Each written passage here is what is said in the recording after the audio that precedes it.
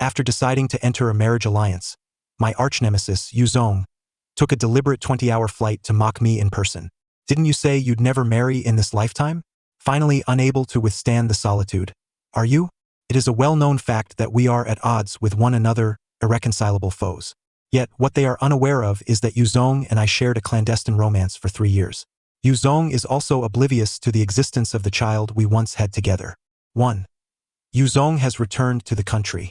I received this news during a soiree. As the evening drew to a close and discussions had reached their natural conclusion, the atmosphere relaxed, and the formality that had initially permeated the gathering began to dissipate. One individual, with a hint of surprise, remarked on the prodigal son finally settling down, speculating whether he was preparing to take over the family business. Another scoffed and shook his head, expressing skepticism about such a transformation, suggesting that he might simply find life abroad dull and return to his former revelries. Amidst the animated chatter, someone turned to me, inquiring, I remember that President Jiang was his old classmate, correct? The lively ambience took on a subtle chill. Confronted with a web of scrutinizing gazes, I tightened my grip on my glass and replied nonchalantly, yes, we were classmates in university. That individual, oblivious to the tension, continued enthusiastically, in fact, I am also an alumnus. Back then, President Jiang and young master, you were quite the dynamic duo, always appearing together and sharing a close bond. Together, a close bond. Silence enveloped the group, yet their eyes danced in unspoken exchanges.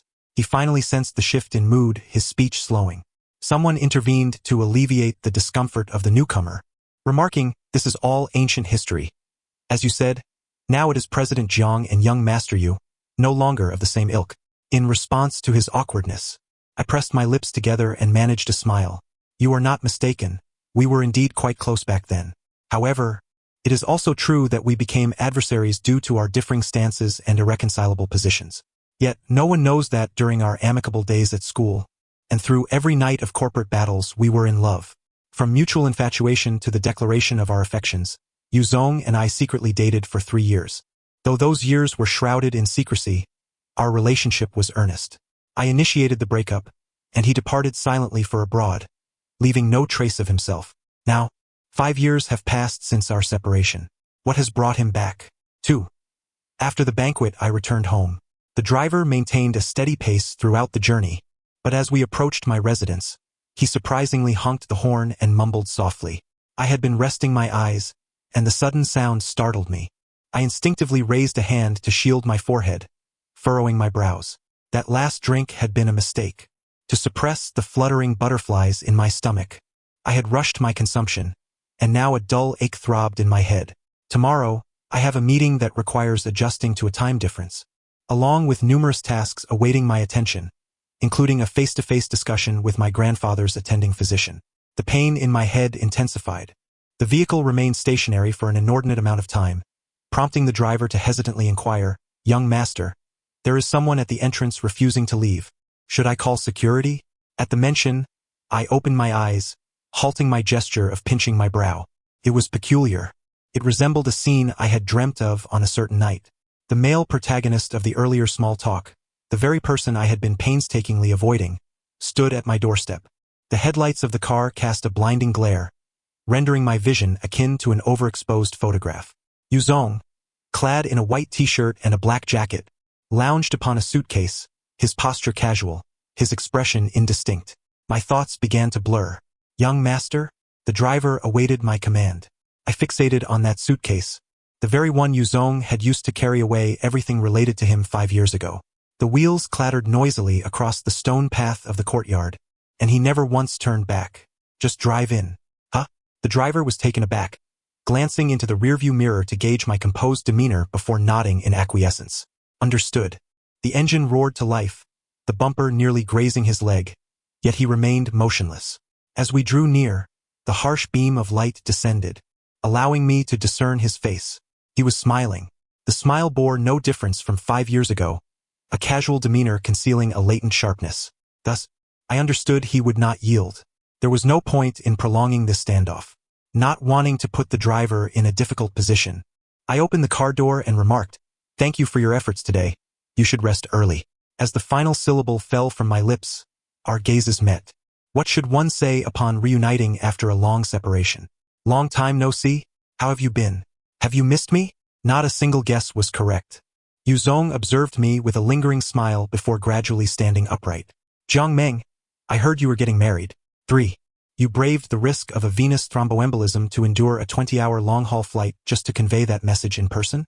He paused for a moment, the corners of his mouth curving deeper. Concern for me? I deemed it necessary to remind you. I loosened my tie slightly. We are no longer on terms conducive to such conversations. With that, I expressionlessly brushed past him. The muted sound of the suitcase rolling behind me followed at a leisurely pace until we reached the doorway. I stepped inside, turned around, and cast my gaze down toward Yuzong, who stood resolutely, just as he had moments ago at the entrance. And we are not on terms that would allow you entry. The door closed. Our housekeeper had prepared a late-night snack, and I absent-mindedly nibbled on a few morsels before retreating to the bathroom for a shower. My mind was intentionally blank, so when I emerged, I was taken aback to find Yuzong leaning against the wall. I couldn't fathom how anyone in my household would have let him in. His presence before me could only mean one thing. The code hasn't he changed in all these years? Is it laziness or reluctance? The code had been the same for many years, and the act of pressing each number had become second nature, nearly causing me to forget its original significance, the day he first marked me. Thank you for the reminder. I shall change it later. Meeting his unwavering gaze, I adjusted my bathrobe and asked, "Is there something you need?" He remained silent, taking a step closer. I quickly suppressed my expression, lowering my voice. Could it be that young Master Yu is not merely reminding me of security risks but is instead intruding upon my private residence without decorum? Yuzong halted before me, shedding his previously nonchalant demeanor. Jiang Meng, there is no one else here. There is no need for such barbed exchanges. You are aware there is no one else. So is it appropriate to be at your ex-boyfriend's home at such an hour? Indeed, it is not appropriate. His light-colored eyes remained fixed on mine, unwavering, and after a prolonged silence, the corners of his mouth quirked into a smile that was neither fully sincere nor entirely mocking. But as your ex-boyfriend, I have something that was left behind here, and you must return it to me. When he departed, he took everything with him. Our shared belongings were severed in half, cups shattered to mere handles, and appliances left with only plugs. Thankfully, we did not have pets or children. The division was so clear-cut, and to claim he had left something behind now seemed ludicrous. There is nothing of yours left here. There is. You still owe me one. Yuzong leaned in closer, lowering his voice. His warm breath brushed against my ear, each word punctuated with intensity. A breakup rendezvous. My scalp prickled in disbelief, and my eyes widened in shock. Have you lost your mind? What nonsense are you spouting? Nonsense? He scoffed, straightening up. Who is truly spouting nonsense? Who severed ties on the night of a proposal, adamantly swearing never to marry? What, can you no longer endure loneliness? Yuzong must have arrived at my home directly from the airport, for he bore a haggard expression, his breathing somewhat labored. With equal inheritance and no barriers to childbirth, Jiang Meng, your criteria for a marriage partner can be summed up in 9 words, can't they? These were the conditions I had provided to a professional matchmaker in my quest for a suitable marriage partner, and the information had long circulated within the social circle. He was not surprised to know. Admittedly, my requirements were somewhat simplistic, but my grandfather's health could not afford my leisurely selection process. I did not wish for his aspirations to end in disappointment. Such matters were unnecessary for Yuzong to be privy to. Yet, it seemed my silence incited his anger. If you're this desperate, why not seek me out? Is there anyone who understands how to please you better than I? Yuzong, I interjected. We are no longer together. My decisions are none of your concern. He was relentless and aggressive, pressing. Is there? Are there truly such people? Suddenly, my lower back was seized, and before I could break free, his palm had already traversed up my spine, swiftly pressing upon a certain spot on my shoulder blade. Here, Yuzong, through the fabric of the bathrobe, tightened his grip, his eyes reddening as he demanded, "Has anyone else touched you?" There lay a small mole, my sensitive area. Yuzong adored kissing that tiny blemish during our most intimate moments, pushing me to my limits, only to block my escape with formidable resolve, relishing in my tears of supplication. The air was thick with the scent of black iris, and the moment I inhaled it, a jolt surged through my body, unleashing waves of tumultuous feelings. It was Yuzong's pheromones. So long had it been, and the reaction was so overwhelming that my will nearly faltered. Calm down. I took a deep breath, gritting my teeth as I pushed him away. If you seek an explanation, I can apologize. I'm sorry, Yuzong. I went back on my word. I once vowed I'd never marry, and yet now I truly intend to. Is that satisfactory? As the words left my mouth, I raised my hand and sent a potted plant tumbling to the floor beside the bathroom door. The crash echoed loudly.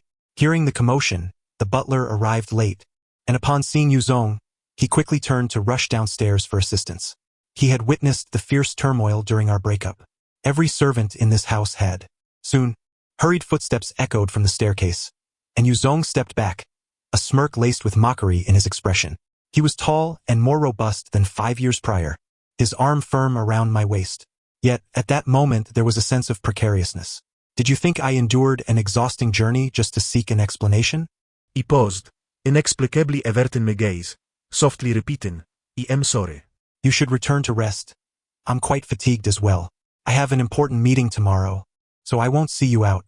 Yuzong chuckled. I'm right here. How much more important could it be?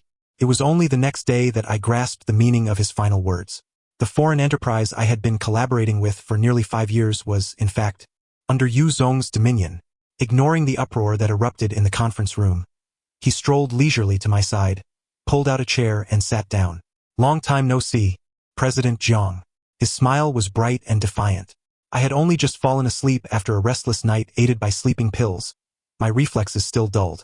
I sat there, maintaining my usual aloof demeanor, utterly uncertain of how to react. Yuzong casually introduced himself and began to steer the meeting forward. After a night of calm, all his earlier erratic energy and irritation had vanished. Now his gaze was sharp and penetrating, his brow deeply furrowed, exuding an aura that was both familiar and foreign. How could it be him? This long-standing partnership had expanded our business landscape, mitigated the risks of international trade, and most importantly, had salvaged the Jiang family from the brink of disaster. I had always cherished and appreciated it, but how could it be him? I struggled to unearth neglected details from our 5 years of interactions. The absence of video conferences, the punctual birthday emails, and the sudden messages during meetings. It's snowing in your city. A warm sensation enveloped my thigh, slowly caressing. I jolted back to reality, my body tensing immediately. Yuzong remained focused on the large screen, nodding occasionally, yet his hand lingered. You're reacting so strongly. Your acting skills have deteriorated. After the meeting, he cornered me at the office door. I, wary of the prying eyes within the company, had no choice but to let him in. He surveyed the room before leisurely approaching my desk. Did you see the expressions on your employees' faces? How nostalgic. Back then, we looked as if we were about to brawl, scaring everyone into silence. But in truth, he paused, standing by the desk, turning slowly to raise an eyebrow at me. That night, you were sprawled on top of me, breathless. My hands clenched tightly at my sides. Let us not revisit the past. The sound of the counter clicked. I hesitated, frowning as I approached. Don't mess with my things. Yuzong evaded my hand. 997. What does it mean? It has no special significance. He lowered his gaze, fiddling with the metallic counter that appeared diminutive in his grip. The clicking continued twice more, the numbers resetting to 0. So be it. 0 it was regardless. Are you counting how many times I've missed you? My heart skipped a beat. He was the type who always navigated through any situation effortlessly. Be it in academics, career, or my emotions, he could always gauge them with ease. No, I stiffened, my voice rigid, the subject shifting awkwardly. How is that company yours? Yuzong finally set down the counter and raised his eyes to meet mine. Why can't it be me? We've broken up. Jiang Meng, please understand. You were the one who unilaterally proposed the breakup. I never agreed to it. But what did it matter? We had indeed been apart for 5 years. The office was soundproofed remarkably well. Once the voices faded, an eerie silence enveloped us. We stood in silence for what felt like an eternity, and I was the first to relent. What do you truly want? His answer came swiftly. You are not to marry. My response was equally prompt. I'm sorry, but that's impossible. He fixed his gaze upon me. You are not allowed to marry anyone else. Suddenly, I noticed his attire was quite formal today. A dark, tailored suit, matching shoes and belt, and meticulously coordinated accessories. His hair perfectly styled. He looked sharp and dashing, impossible not to recall the times when he knelt before me, surrounded by a plethora of blooming flowers. Are you proposing again? I chuckled, having been rejected once. Do you wish to be turned down a second time? Ultimately, we parted on unfriendly terms. I felt like a numb machine, processing the myriad of tasks before heading to the hospital. As one ages, the body becomes frail. Rather than resorting to high-risk aggressive treatments, it's better to preserve the last remnants of consciousness. The doctor's meaning was clear, and I nodded in acknowledgement. My grandfather's health was significantly poorer than that of his peers, the past 5 years having drained him of his vitality. He should have been enjoying a comfortable retirement, tending to flowers, strolling with birds, traveling, living as a joyful old man. If only the Jiang family hadn't faced a crisis 5 years ago. How is your younger brother faring? Quite well. Keep a close watch. Ensure they don't suffer losses. I understand. He nodded, slurping a spoonful of millet porridge, his murky eyes fixed on me. And you? The hospital gown hung loosely on him, appearing oversized, revealing thin arms with prominent veins. I looked for a moment before averting my gaze. I'm also close. The matchmaker is supposed to inform me tomorrow. He finished his porridge, setting the bowl aside, and let out a barely perceptible sigh. Among the three of you, you are the most reliable, yet the one who causes me the most concern. Once you are certain, bring the person over. Your grandfather will have the final say. Recently, my grandfather had revealed his will. Among us 3 Omega brothers, whoever first produced an heir would inherit the entire estate. My 2 younger brothers acted swiftly. One opted for artificial insemination, while the other sought out an alpha at university for a rendezvous. Each had their own madness. I discreetly investigated and confirmed that those around them posed no issues, thus allowing them their freedom. Given the current circumstances, my progress was likely the slowest. By the time I left the hospital, it was already evening. After waiting for a while, the driver was still nowhere to be seen. Just as I was about to inquire via my phone, I discovered a message from the driver sent 10 minutes prior. A large crying face, stating that the car had not been parked properly and had been towed away while he stepped out to buy water. Absurdity reached new heights, and the pain began to resurface.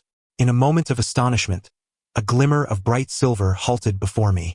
The car window descended, revealing Yu Zong's head protruding from within. Get in, he commanded. No need. I coldly declined, retracting my phone and turning to stride away. Like a shadow, he followed closely behind, and just as I was about to exit the hospital gates, he accelerated, blocking my path. Shall I accompany you upstairs to converse with your grandfather? My steps abruptly faltered. I glared at him fiercely. Dare you? Yu Zong, unfazed, leaned in with a smirk, opening the door on his side. Get in. He stood in the doorway, as the impatient traffic behind us honked incessantly. I closed my eyes briefly, then reluctantly climbed into the car. I warn you, do not disturb him. I know. Yu Zong swiftly locked the door, his tone markedly lighter than in the morning. As if he had shed some heavy burden, his demeanor brightened and relieved. It was perplexing. I turned my gaze towards the window, where the streetlights illuminated the night, resembling ethereal, ephemeral dreams. Has my mark faded? The car halted at a red light, and through the reflection on the window, our eyes met. I faltered, ill-equipped to fabricate a lie. It's long gone. Gone? My fingers instinctively clenched. I meant washed away. A silence enveloped us for a few seconds before he chuckled softly. Thinking it through, how could you carry another's child while bearing my mark? Does washing it off hurt? The topic weighed heavily upon my chest. I yearned for fresh air, yet the windows were locked by him, and I could only loosen my tie. Do not tempt me, you know my nature. Yu Zong. Such words are charming in romance, but now they constitute harassment. He let out a light scoff. Now you're analyzing logically. What about your own decision? Have you pondered it? Being led by a will is worse than your 2 younger brothers. At least they haven't risked their entire lives, though you cannot emulate their recklessness. It seemed he had uncovered the reason behind my choice of a marriage alliance. No wonder he appeared so jubilant, mistakenly believing I was coerced. I adjusted my tie back into place. Do not pry into others' family matters. I wouldn't have known you had become so foolish otherwise. A stack of documents was tossed onto my lap. Take a good look. I lowered my gaze, revealing a photocopy of a will, signed by my grandfather. Unlike the version he had shared with us, this document explicitly stated that the inheritance would be divided into 3 equal parts, with no stipulation requiring the birth of an heir. Yu Zong continued to hurl sarcasm, but gradually his voice softened, ultimately falling into silence. After a prolonged moment, I inquired, did you know all along? Did you think I was merely idling away these years? Then why did you still obediently opt for a marriage alliance? I closed the document, hands folded, and responded with calm composure, Yuzong, the entire matter is not as helpless and unjust as you believe. My grandfather merely seeks a stance.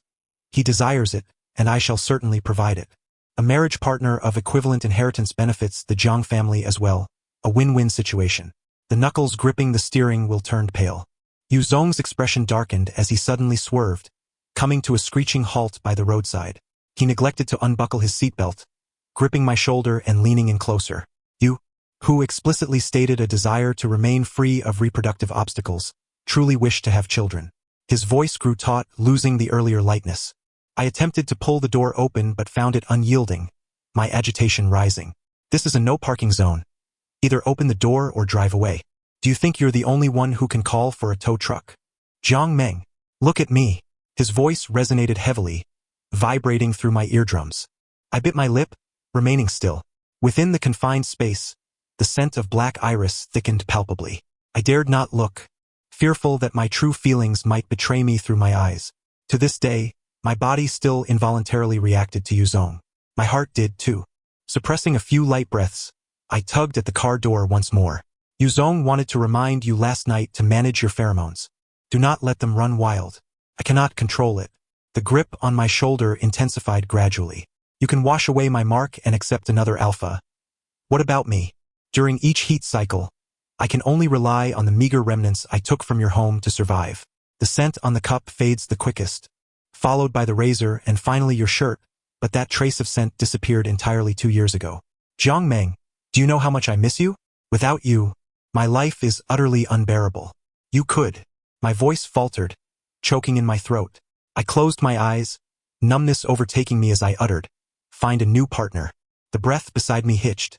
After a moment he asked, trembling, you want me to seek someone else? With your emotions becoming so unstable, it must be due to pheromone disarray, right? It's unnecessary to endure such hardship. If a suitable omega comes along, be proactive. Your family surely desires for you to establish your own household soon. I offered him comfort, like a competent colleague or a longtime confidant. In short, not as a partner. Do you think they Haven T tried? Over the years, they have shoved one after another into my life, scheming time and again. When I was driven mad by thoughts of you, I hated you the most, thinking perhaps it would be best to let it go. There are countless omegas in the world. I must be out of my mind to cling to you, but it simply doesn't work. His voice gradually diminished, his heated breath lingering near my neck, inching closer to my scent glands. I only want you. I beg you. I maintained my gaze fixed ahead, unmoved. The ever-casual and composed Yuzong had never before pleaded so humbly for another's pheromones. It was a pitiful sight, one that made refusal nearly impossible. Alas, no. The familiar, cherished scent you once knew is no longer present. It cannot soothe you now. I tilted my head away slightly, clearly observing the moment his expression turned blank. What? His lips moved but no sound emerged. He sensed it, the bitter orange scent. After an omega is marked, their pheromones blend with the alphas, creating a new composite aroma. My original scent was lime, predominantly influenced by Yuzong's black iris during our time together. Now, the bitter orange was entirely foreign to him. Yuzong, it is time to turn the page. A knock on the car window interrupted, revealing my younger brother Jiang Bingjing, who was straining to peer inside. Moments ago, I had sent him my real-time location before tucking my phone away, and he had just arrived. Why? As I exited the car, I heard him call after me. Anyone can do it. Why can't I? Seated in Jiang Bing's car, I retrieved the suppressants I had procured at the hospital and deftly administered 2 injections to myself. Brother, why do you never go to the soothing center? The 3 brothers of the Jiang family are all omegas, and my grandfather established a soothing center where artificially synthesized pheromones can help us comfortably endure our heat cycles. It's a hassle. He turned his head and muttered softly, isn't it more troublesome to use suppressants? I tucked away the syringes, remaining silent. Are we heading home or to the company? The heat within my body gradually subsided as I leaned back. To the cemetery. Huh? To visit Mom and Dad? Yes. The Jiang family cemetery is located atop a hill. After some climbing, Jiang Bingjing called out in fatigue, lagging behind. I stood alone before my parents' graves for a while, lighting a cigarette before moving to the other side. Beneath the meticulously trimmed cypress trees lay a beautiful slab of bluestone, where I placed my cigarette, slowly straightening up. The smoke gently rose, only to be scattered by the wind. Not far away, on the stone steps, Jiang Bingzheng was engrossed in texting someone, unable to suppress his laughter. How delightful it is, this life of pure abandon. He remains unaware that my reluctance to seek solace at the center is not born of inconvenience, but rather of futility. Those who speak of turning a new leaf are, in truth, clandestinely folding a corner of the page. I have not washed away the marks left by Yuzong. During this feverish phase, my body acknowledges only him. Even the most exquisite pheromones hold no sway. Yuzong would never anticipate that the transformation of omega pheromones could signify another possibility: pregnancy and miscarriage. I glance at the inconspicuous rise behind the bluestone, where an unformed secret lies buried. As the smoke dwindles, I take a drag, the taste of tobacco infiltrating my lungs, spreading a prickling bitterness. I yearn to inquire, why is it that I alone cannot? Since childhood, I have been composed and restrained, adhering to the rules, while Yuzong is my long-awaited rebellion. On the very day our relationship was confirmed, we found ourselves in bed. Our first encounter resulted in a permanent mark. We both understood that the enmity between the Yu family and the Jiang family runs deep, spanning 3 generations. Our union could never be condoned. Yet, does it truly matter? Can 2 independent souls not engage in romance without the approval of others? At school, we masked our affection with club activities and competitions. In the corporate realm, we maintained a facade of indifference, existing separately in public, while in the dimly lit underground parking lot, we shared passionate kisses. Absurd yet harmonious. Are we not a bit like Romeo and Juliet? Yuzong mused one day post-encounter. I lacked the energy to even glance at him. Could you not think of something more favorable? What good endings did those 2 have? As if foreboding calamity struck. Adventurous parents perished in a tsunami, while my 3rd brother's emotional turmoil rendered him nearly incapacitated. In an instant, the once formidable Jiang family became a target for all. Rife with fresh grievances and old vendettas, ambitious and seemingly amicable adversaries encircled us. Our funding was severed, supplies disrupted, and exorbitant penalties loomed, with new issues arising daily. My grandfather and I were compelled to shoulder the burden, barely finding time to eat. Yuzong could not assist me openly, but offered clandestine support. Soon his family arrived, accompanied by a cadre of elite lawyers and bodyguards. I stood alone at the center, under countless scrutinizing gazes, enduring a barrage of unkind words, yet managed to smile. What can I say? Your son loves me. I was unwavering in my belief that Yuzong loved me. The family's opposition had never hindered us. I had always thought that as long as this conviction remained, it sufficed. However, during a crucial project negotiation coinciding with Yuzong's sensitive period, I found myself unable to console him, urging him to manage with suppressants for a few days. He clung to me. You haven't slept in days.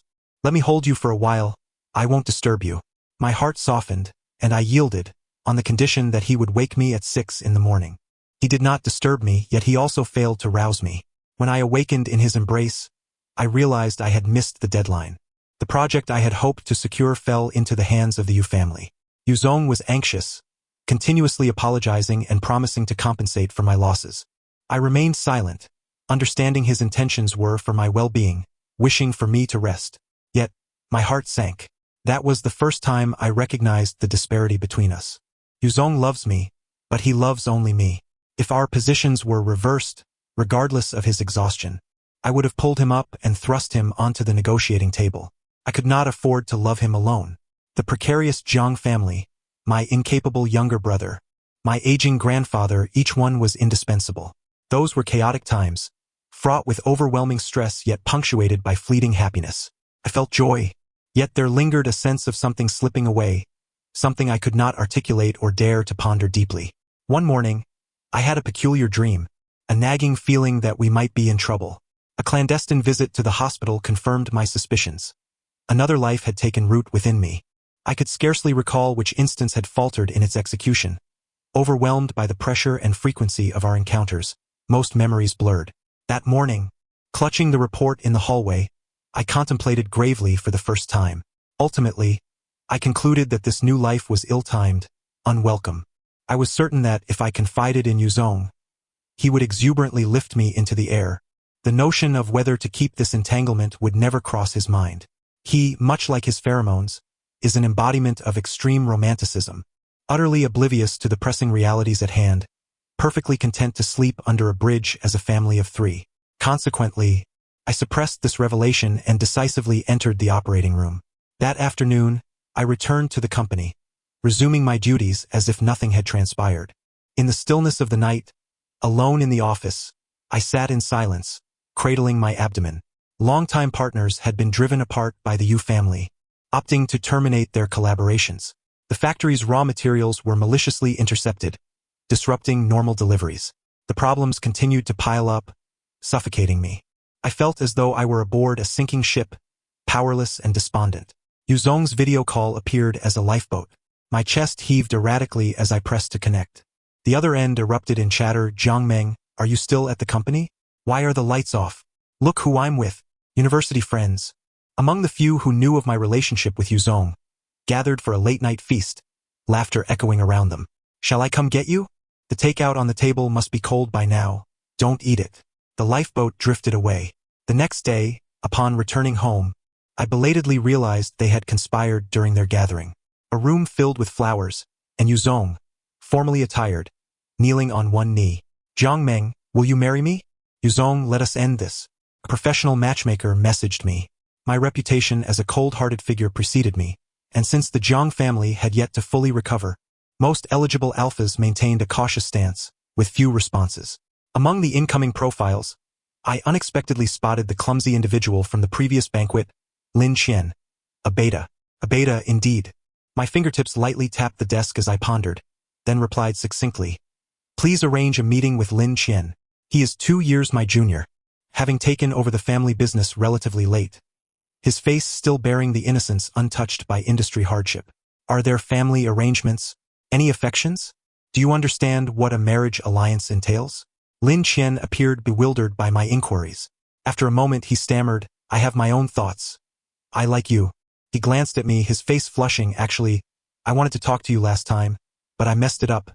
My apologies. My heart sank. He was not the person I desired. I mustered a smile that could be deemed gentle. Let us dine first. He nodded in confusion, stuffing a piece of broccoli into his mouth. After swallowing, he likely realized, Jiang, do you not find me appealing? His bluntness rendered me speechless. You are wonderful, but not suitable. What specifically makes me unsuitable? I shall see if I can change. I contemplated for a moment, then earnestly responded, the essence of a marriage alliance is union. 2 individuals who do not favor each other, temporarily bound for mutual benefit, rather than marriage. Cannot delay you. He nodded, still somewhat perplexed. I swiftly reviewed the profiles in my mind, considering whether I could arrange another late-night meeting. Time was of the essence. My grandfather's condition was deteriorating daily, and I could not afford to wait. So, Jiang, do you have someone you like? I paused, meeting his earnest gaze. In the face of such sincerity, lies faltered. Yes. Is he poor? Quite affluent. Does he not like you? He does. Lin Qian appeared utterly perplexed. If you like him but can't be together, does he already have a family? Couldn't help but chuckle. No. After all, his surname is Yu. I couldn't allow my own desires to once again thrust the Jiang family into the public eye. The matchmaker indicated that no one could be arranged at the last minute, and I resigned myself to focusing on the collaboration at hand. After dinner, I escorted the guests to their car and lingered for a moment at the restaurant entrance. Perhaps the wine and the cool breeze had taken their toll, as a dull ache began to throb in my head. The recent occurrences had become alarmingly frequent. A visit to the hospital was in order, yet I sighed. I truly had no time. Yesterday, our discussions about the collaboration had only reached its midpoint when Yu Zong arrived at the company once more. This time, I was no longer at a loss. I nodded slightly and greeted him politely, Mr. Yu. Although he wasn't officially part of the partnership, it was only a matter of time before word reached the Yu family. I wondered what underhanded tactics they would employ against the Jiang family once this quarter's collaboration concluded. I raised my hand to massage my temple, and just then, my phone on the table vibrated unexpectedly. President Jiang, I've thought about it all night and believe that the union and marriage can coexist. Another message followed. It's fine if you don't like me for now. Feelings can be nurtured. Sensing the gaze beside me, I flipped my phone face down and turned my gaze toward the projection screen. As the lengthy meeting finally concluded, I hurriedly gathered my things and prepared to leave, eager to avoid another encounter with Yuzong at the exit. A hand reached into my line of sight, blocking my path. "Pleasure collaborating," he said. Everyone in the conference room turned their attention toward us, their excitement palpable. I cast a cold glance at Zhang Bing, who was grinning broadly, and slowly extended my hand to shake his. Our palms met. "Pleasure collaborating," I echoed. Yuzong once again followed me into the office seamlessly. "When do you plan to return?" he inquired. "Returning abroad, returning to the Yu family, anything but remaining by my side." "Are you feeling unwell?" I paused, took a sip from my water cup, and replied, "No." The cup was soon emptied, yet Yuzong continued to scrutinize me. "What else do you have?" "He is not suitable for you." A sharp pain shot through my head, and as my hand rose halfway, I realized Yuzong was watching and lowered it. "Are you following me?" "I was dining with my family and happened to see you." "Oh," I said. So he had gone home. How wonderful. Initially, he had chosen to sever ties and move into my home, only to leave without a word for abroad. And now, after much circling, he had returned home. In college, he wanted to flirt with you, but after I had someone threaten him a bit, he ran off. A weak coward, unable to bear responsibility. Speaking ill of others behind their backs is even more disgraceful. I placed the cup down and leaned against the table. At least he's better than those thick-skinned individuals who cling on relentlessly. Yuzong was momentarily taken aback, his lips pressed together tightly. Indeed, he was thick-skinned. Despite my clear refusals and countless rejections, he still approached me step by step. Instinctively, I glanced back at my desk. There was no retreat. I had indeed chosen a precarious position for myself. Yuzong's gaze bore into me unwaveringly, his body slightly leaning forward, his breath closing in. "What are you doing?" The sound of the counter clicking behind me broke my thoughts. "What?" 9 times, he paused. "The number of times I wanted to touch you during the meeting." My face gradually heated. I held my breath, resisting his advancing chest. "Yuzong, know when to stop. Don't force me to speak harshly." He smiled. "With that mouth of yours, you can't utter sweet words." A familiar yet foreign wave of heat surged through me, a nerve in my brain pulsating, while reason urged me to distance myself from him. Yet my instincts betrayed me, and I instinctively arched my back. Yuzong stiffened momentarily, his smile widening. "Zhang Meng, he is a beta. In your current state, how can he assist you?" "Who said I needed his assistance?" "Oh, not seeking him, but your bitter orange instead?" I bit my lip, turning my gaze to the call bell on the other side of the desk. Yuzong seemed to see through my thoughts. The moment my hand reached halfway, it was seized and pressed firmly against the table. I searched the entirety of City A and couldn't find someone like him. Does he truly exist? The posture was overly intimate, and I gritted my teeth, struggling fiercely. "Let go of me." Yuzong feigned ignorance. "This wretched scent is surely a product of your home's soothing center," deliberately leading me to think that way, aiming to dishearten me? My head was about to explode. I took several heavy breaths and, with a determined heart, called for my secretary. Quick knock followed. "President Jiang, did you call for me?" Yuzong's gaze turned icy, and he leaned down, attempting to seal my lips.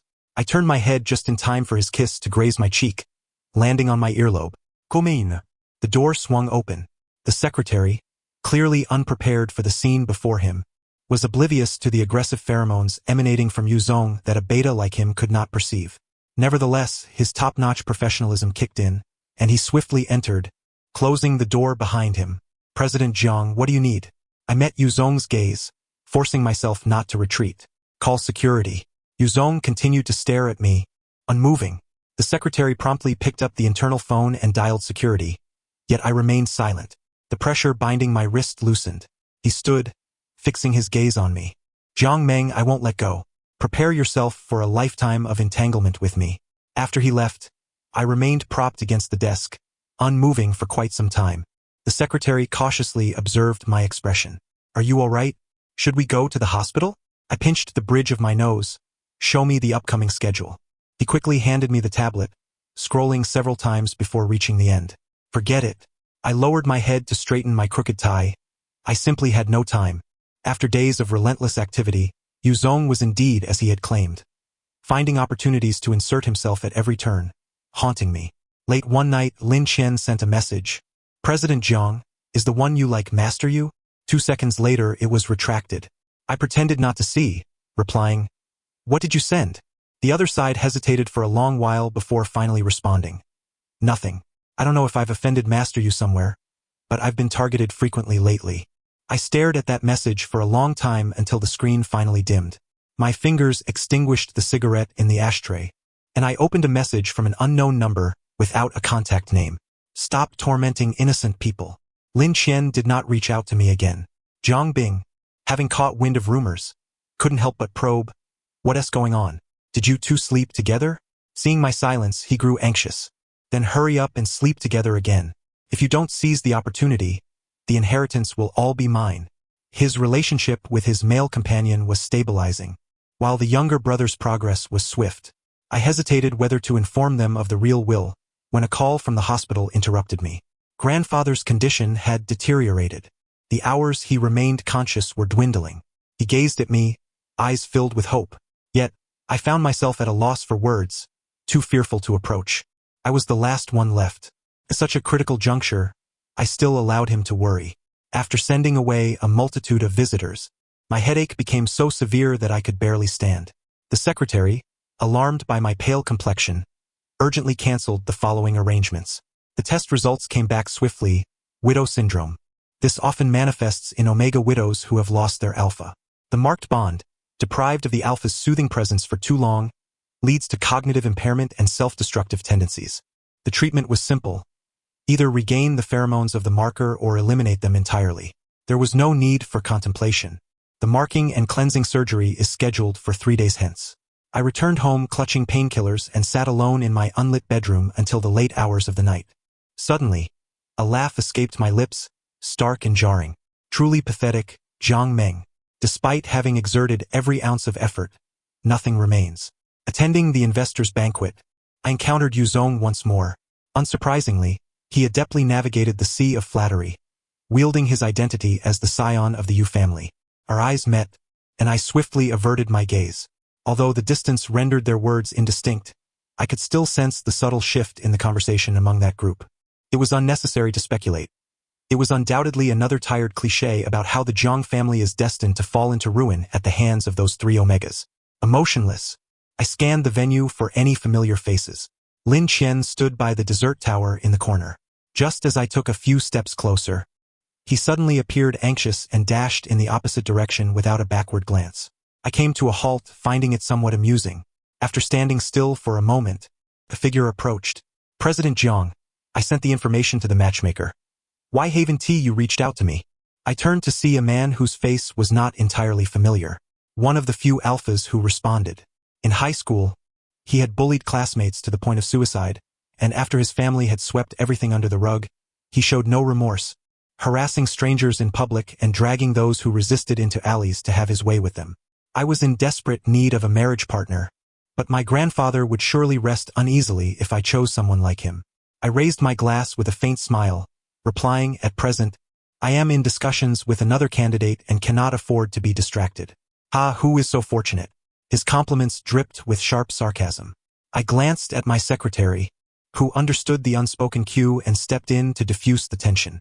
Even after we had distanced ourselves significantly, I could still feel his gaze lingering on my back. Upon entering the restroom, the nauseating feeling I had been suppressing surged uncontrollably to the forefront of my mind. Hand me the painkillers. The medication bag was placed in my hand. I'll fetch you a glass of water. The door closed only to be pushed open again moments later.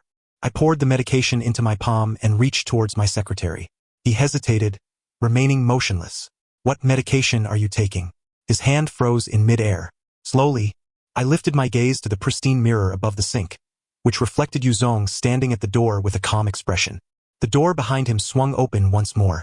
Zhang, my secretary, carrying the water, came to an abrupt halt. Yuzong turned to him. Is your boss unwell? My secretary glanced between us, cautiously sealing his lips. Yuzong scoffed, gripping the doorknob firmly. Stay outside. I immediately felt a surge of alertness and quickly moved to exit. Zhang Meng, are you certain you wish to confront me here? Just one door separated us from a throng of prominent figures. I clenched my fists tightly, only to release them weakly. Let me be. I won't relent until I have my answer. Yuzong was indeed unyielding, exuding a determination to confront me to the very end. Shall I go to the hospital to retrieve your records? Panic gripped my heart, and I instinctively exclaimed, "No." His expression shifted slightly, and he nodded towards me. "Open up." The medication melted in my palm, coalescing into a sticky mass. Painkillers. His gaze shifted from my hand to my face, drawing closer step by step. "Where does it hurt?" Stung by the earlier encounter with that alpha, I felt pain coursing through my entire being. Tightly wound with tension, I shot him a cold smile. "Are you a doctor?" Yuzong was undeterred by my rebuff. He cornered me, raising his hand to caress my cheek. "Where?" I remained silent, and he continued to explore, inch by inch. Wherever his fingers traveled, my skin quivered with trepidation. I finally could endure no longer, whimpering, "Stop touching me." His hand paused at my waist, gradually enveloping me in his embrace. The warmth of his dark iris flooded over me, and the strength to support my body evaporated in an instant. "Jiang Meng, could you not be honest with me just this once?" How could I possibly be sincere? I was deceiving even myself. If I were to confront my inner feelings now, I would undoubtedly wrap my arms around him, entangle myself in his being, seduce him, push him to his limits, and then maliciously let him hear the clinking of glasses and whispers of the guests outside. Suddenly, the embrace stiffened. I realized with a start that I had indeed returned his embrace. No. I quickly withdrew my hands, my breathing becoming rapid. "Let me go. My head hurts. Every time I see you, I feel sick and uncomfortable all over." Yuzong ignored my protest, encircling me with one arm while the other forcefully delved into my lower back. The belt was already cinched tightly, and he stubbornly pushed further, causing me to cry out in pain. Soon, I could no longer vocalize my distress. Yuzong withdrew his hand, compelling me to behold the glimmer of moisture on his fingertips. "Here or at home, it's your choice." I found myself unable to explain to Yuzong why my body did not resist but instead seemed to acquiesce. I felt transported back 5 years, to a time when chaos reigned, and I had no outlet for my stress, leading me to indulge in fleeting pleasures. Was I destined to descend once more? Briefly casting aside all dilemmas. "Jiang Meng, you have not washed away my mark. The issues I sought to overlook were far from forgotten. What else are you hiding from me?" The questions multiplied. I clutched the bedsheets, opting for the most humiliating yet effective diversion. Super technique. "What?" The conversation halted. The interrogation ceased, effective yet exhausting. As my consciousness blurred, I vaguely heard him making a phone call. "This past 5 years, obstetrics? Send over the records from 5 years ago too, all of them." I opened my eyes to find myself nestled in the warmth of my blankets. My body felt dry and my spirit light. Staring at the ceiling for a while, I picked up my phone. Messages flooded in like a deluge, overwhelming the entire screen. My lightness vanished. I pinched the bridge of my nose and began to address each notification one by one. A blanket silently draped over my shoulders. "Dinner is getting cold." I glanced at the tray on the bedside table but did not set my phone down. Yuzong surprisingly did not urge me to eat first, which caught me off guard. However, the moment passed quickly, as he soon became fully engrossed in his work. After addressing the urgent matters, I stretched my stiff shoulders and neck, only to discover my hands marked with bite marks. My glands had clearly been ravaged. Memories of last night surged back, and I belatedly felt a twinge of discomfort. Yuzong remained oblivious to the turmoil within me, lighting a cigarette and calmly inquiring, "Is the Jiang family solely yours?" I paused, the ripples of my emotions gradually settling. The Jiang family was not solely mine. However, as the eldest son, I bore the responsibility of my absent parents. The tsunami had swept away not only my parents but also my freedom. I took the cigarette from his fingers and bit down. "You wouldn't understand. Teach me. I want to understand." The smoke became somewhat acrid. Displeased, I extinguished it on the table, difficult to smoke. "What kind of nonsense flavoring did you add?" Just as I finished speaking, a hint of lime lingered in my mouth. I fell silent. After a considerable time, Yuzong placed a bowl of reheated food before me. "Eat first."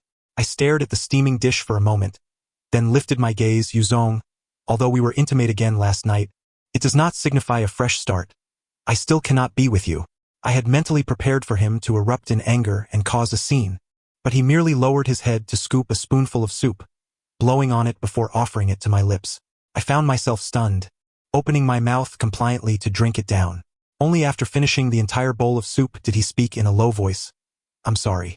Last night had indeed been quite a trial for me." No, it seemed he had a different intention. Do you wish to terminate our collaboration? It was Yuzong's turn to pause momentarily. No, they have no authority over that company. But why was he apologizing? Did he believe that, after the breakup, having achieved his long-cherished wish, they could part ways amicably? I refrained from asking this question and focused on my meal. Yuzong quietly waited for me to finish. Whenever you feel unwell, do not hesitate to reach out to me. I did not intend to conceal anything from him. I probably need to. I will remove the mark the day after tomorrow. He appeared unsurprised and nodded. I know, but grant me a little time. What did he mean by giving him a little time? Upon reflection, he seemed somewhat peculiar. It was as if fate itself conspired to align with Yuzong's desires. I was unable to lie on the operating table.